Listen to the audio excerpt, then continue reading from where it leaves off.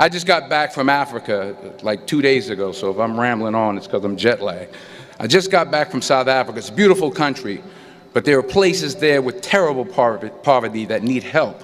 And Africa is just the tip of the iceberg. The Middle East needs your help. Japan needs your help. Alabama needs your help. Tennessee needs your help. Louisiana needs your help. Philadelphia needs your help.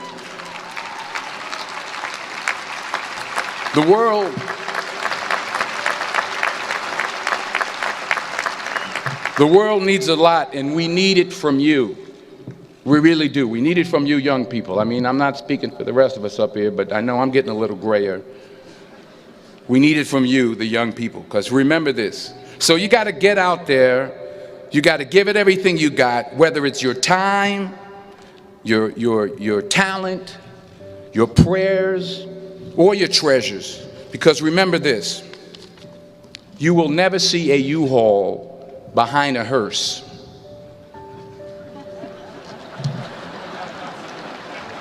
I'll say it again. You will never see a U-Haul behind a hearse. You can't take it with you. The Egyptians tried it, and all they got was robbed. So the question is, what are you going to do with what you have? I'm not talking about how much you have. Some of you are business majors, some of you are theologians, nurses, sociologists. Some of you have money, some of you have patience, some of you have kindness, some of you have love. Some of you have the gift of long suffering, whatever it is, whatever your gift is. What are you going to do with what you have? All right, now here's my last point about failure. Sometimes it's the best way to figure out where you're going. Your life will never be a straight path. I began at Fordham University as a pre-med student. I took a course called cardiac morphogenesis. I still can't say it. Cardiac morphogenesis. I couldn't read it, I couldn't say it, I sure couldn't pass it. So then I decided to go into pre-law, then journalism. And with no academic focus, my grades took off in their own direction. Yeah, down. I was a 1.8 GPA one semester, and the university very politely suggested that it might be better to take some time off. I was 20 years old. I was at my lowest point. And then one day, and I remember the exact day, March 27th, 1975, I was helping my mother in her beauty shop. My mother owned a beauty shop up in Mount Vernon. And there was this older woman who was considered one of the elders in the town. And I didn't know her personally, but I was looking in the mirror, and every time I looked at the mirror, I could see her behind me, and she was staring at me. She just kept looking at me. Every time I looked at her, she kept giving me these strange looks. So she finally took the dryer off her head and she said something I'll never forget. First of all, she said, "Somebody give me a piece of paper. Give me a piece of paper." She said, "Young boy, I have a prophecy, a spiritual prophecy." She said, "You are going to travel the world and speak to millions of people." Now, mind you, I'm 20 years old, I'm flunked out of school. In fact, like a wise ass, I'm thinking to myself, maybe she's got something in that crystal ball about me getting back into school next fall.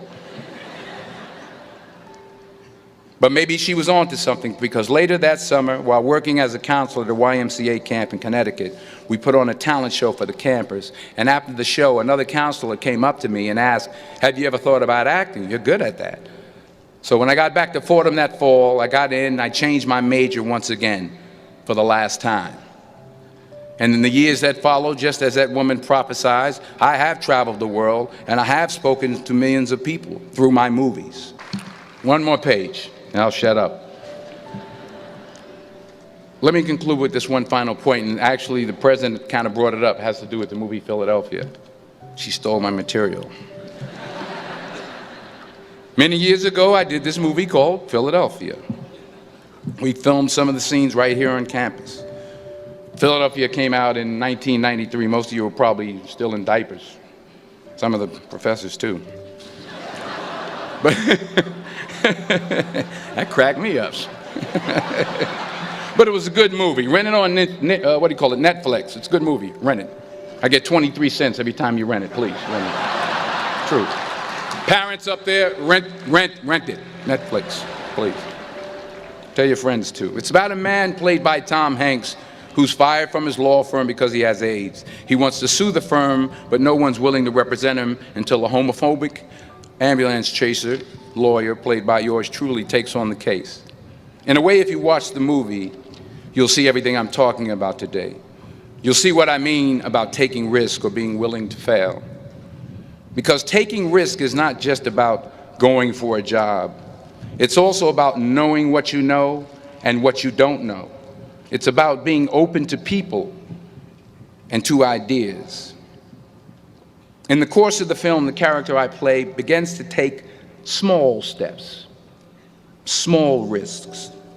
He very, very, very slowly begins to overcome his fears. And I feel ultimately his heart becomes flooded with love.